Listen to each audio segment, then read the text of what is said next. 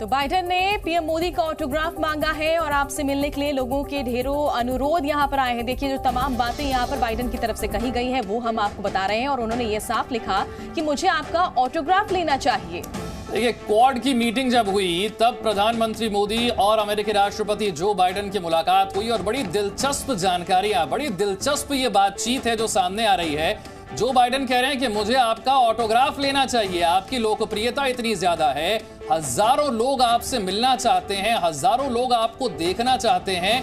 Quad meeting से ये दिलचस्प बातचीत की जानकारी सामने आ रही है। प्रधानमंत्री मोदी और अमेरिकी राष्ट्रपति जो बाइडेन की ये बातचीत। और कल जब ये तस्वीरें निकलकर सामने आई थी तो एक अलग ही तरह की जो हलचल तेज हो गई थी और माना ये जा रहा था कि ये तस्वीरें कई संदेश दे रही है, दोनों देशों की दोस्ती को दिखा रही है।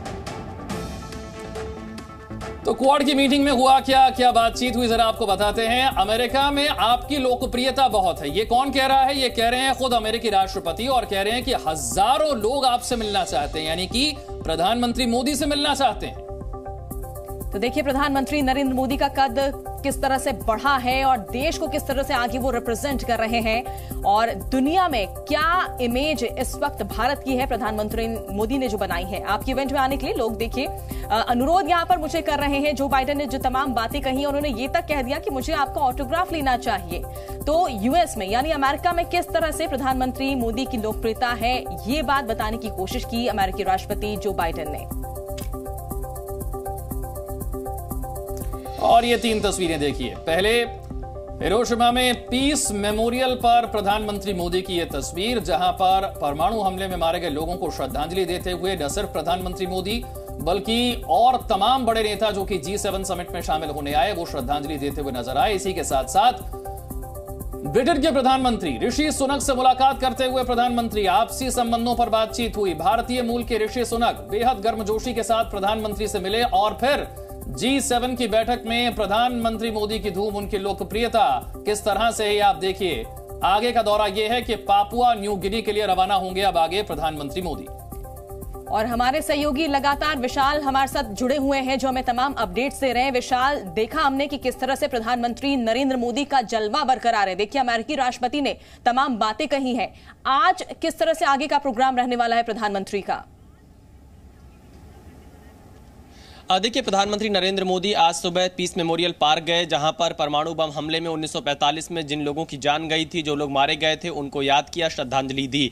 इसके अलावा यूके के प्रधानमंत्री ऋषि सुनक के साथ उनकी द्विपक्षीय वार्ता हुई है। ब्राजील के राष्ट्रपति के साथ प्रधानमंत्री नरेंद्र मोदी की मुलाकात हुई है और इसके बाद अभी तक जो कार्यक्रम सामने आ रहा है, भारत के समय के हिसाब से सुबह 10:15 पर प्रधानमंत्री नरेंद्र मोदी जापान से पापुआ न्यू गिनी के लिए रवाना हो जाएंगे। दरअसल अगर प्रधानमंत्री नरेंद्र मोदी का 3 दिनों का अगर हिरोशिमा दौरा हम देखें तो यह काफी खास रहा है। प्रधानमंत्री नरेंद्र मोदी ने हिरोशिमा की धरती से शांति का संदेश दिया है। प्रधानमंत्री नरेंद्र मोदी से अमेरिका के राष्ट्रपति गले मिलते हुए दिखाई दिए, जो कि एक नए भारत की तस्वीर को दिखाता है। बाइडेन खुद चलकर पीएम मोदी तक गए और इसके बाद क्वाड की जब बैठक चल रही थी कल देर शाम, तो क्वाड की बैठक के दौरान बहुत दिलचस्प वाकया सामने आया, जिसमें अमेरिकी राष्ट्रपति ने कहा कि प्रधानमंत्री नरेंद्र मोदी आपसे मिलने के लिए बहुत से गणमान्य नागरिक लगातार अनुरोध कर रहे हैं और यह संख्या बढ़ती जा रही है। और इसी बातचीत के दौरान ऑस्ट्रेलिया के प्रधानमंत्री अल्बनीज ने बताया कि 23 मई को सिडनी में जो कम्युनिटी इवेंट होने वाला है,